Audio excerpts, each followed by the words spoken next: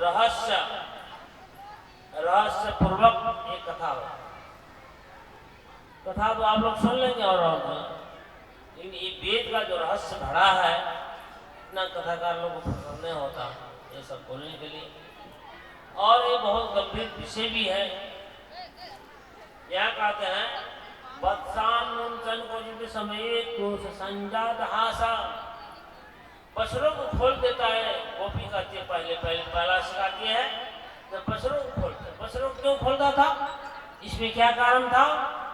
यो ही भगवान यो ही ऐसे कोई भी कर्म नहीं करते, बिना कारण से कोई कार्य नहीं करता। बसरे को खोलने का मतलब, अब देखिए वेद से रहस्य आप लोग सुनिए। भगवान जो भी क्रियाकलाप करते हैं उसमें सारे क्रियाकलाप में रहस्य भरा। बछड़ा, अब देखिए हम लोग क्या करते हैं, लोभ के कारण ज्यादा से ज्यादा दूध दूह लेते हैं, लेकिन पहला अधिकार है बछड़ा का। क्योंकि भगवान ने जो सृष्टि किए हैं, भगवान जो सृष्टि किए हैं वो दूध क्या चीज है, अब वेद में बताता है। यद सप्तानानि में दिया अजनियत पिता, 7 प्रकार का उनकी सृष्टि किया और 3 अपने लिए, 2 देवता के लिए और 1 साधारण मनुष्य पशु पक्षी के लिए और 1 नवजात शिशु पशु के लिए। तत्पया, तो 3 अपने लिए, इंद्रिय मन प्राण अपने लिए, हव्य कर और देवता के लिए, और अन्न जो है जो हम सब कोई खाते हैं, मनुष्य पशु पक्षी सब अन्न, साधारण अन्न सब कोई खाते हैं। लेकिन दूध जो है नवजात शिशु पशु के लिए भगवान ने सृष्टि किया। और देखिए आप लोग खराब नहीं मानेंगे, माताएं सब आजकल के युग में जमाना में अपना दूध नहीं पिला करके और जो बोतल वाला दूध पिलाती है और वही बोतल का अभ्यास शुरू हो जाता है। वही से कहेंगे जो दूध नहीं होता है, बहुत से हमारे समाज में सुनाई पड़ता है कि दूध नहीं होता है। मैं दूध की दवाई बता देता हूँ। दूध तो आप संभाल नहीं सकेंगे जितना आप डॉक्टरी दवाई खाते हैं। डॉक्टरी दवाई पी करके दूध आदि का जो व्यवस्था करते हैं, इसकी अपेक्षा जो प्राकृत है सूखा फल, अभी गर्मी के समय आ गया, इस समय में से ही आप यदि सूखा फल का प्रयोग करेंगे, काजू है, बादाम है, किशमिश है, अखरोट है, अंजीर है, पिस्ता है, ये सबको पीस करके और पतला करके शरबत बना करके पिएंगे तो आपके दूध की कमी नहीं रहेगी। ये इलाज, आपके दूध की कमी नहीं। और वो दूध अमृत होगा जो माता पीती है, वो माता से वो फिर उस बच्चे को भी फायदा, बच्चे को भी पुष्ट होगा और माता को भी, दोनों को फायदा। और आप जो अन्न सन खाना भोजन जो करते हैं उस समय में उसका प्रभाव आप माता को भी खराब और बच्चे को भी खराब। तो आप अपने भविष्य समझिए। यहाँ पर श्रीमद् भागवत में आप केवल कथा ही नहीं समझेंगे, इसमें बहुत से विज्ञान भरा हुआ है। तो दूध का अधिकार सबसे पहले बछड़ा तो पशु हुआ, लेकिन हम मनुष्यों के लिए भी जो नवजात बालक है उसके लिए भगवान दूध की सृष्टि की है पहले से। और वो दूध अमृत होना चाहिए कि पीक होना चाहिए, बोले अमृत होना चाहिए कि पीक होना चाहिए।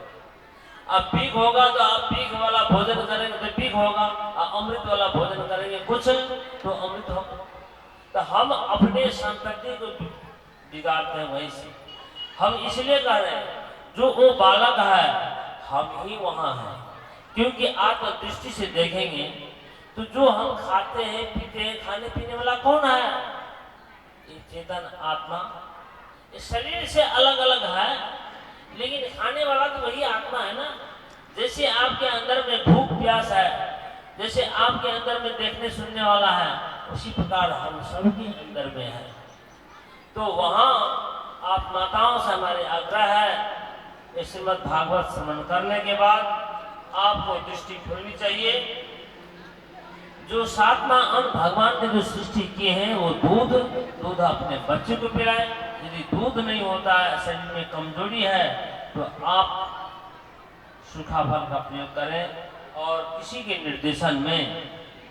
अच्छा, और दूसरा वत्सान्मंथन क्वचित असमये क्रोश संजातः। गाय धोने का समय ही नहीं हुआ, बछड़ा खोल देता था तो सारे दूध लेते थे, इसलिए पहले अधिकार बछड़ा। और दूसरा क्रोध संजातः, जब हम क्रोध करते हैं, उसको डांटती फटकारती है, तो वो हमारे ऊपर हंसता है। क्यों हंसते? अज्ञानी है। अज्ञानी के कारण हमारे अज्ञान दशा को देख करके हंसते। और स्तेयम स्वादु अत्युदनिपया कल्पते स्तेज योग। स्तेय योग, चोरी योग कहिए, चोरी भी कोई योग है। गीता में 18 अध्याय में 18 प्रकार के योग, उपनिषद में 4 प्रकार के मुख्य योग, मंत्र योग, हठ योग, राज योग, लय योग, ये 4 प्रकार का योग। लेकिन चोरी योग कैसा?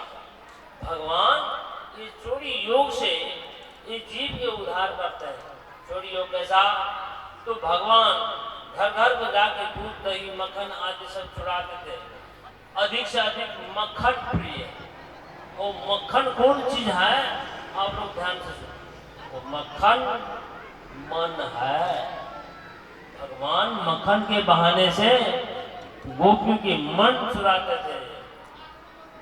मन और मक्खन दोनों मन में है। मन और मक्खन एक ही चीज है।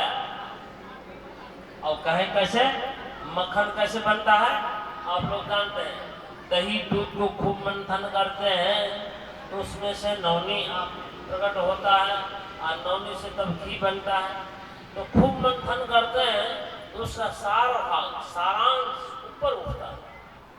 सारांश भाग ऊपर उठता है और जो मोटा भाग है वो नीचे बैठ जाता है।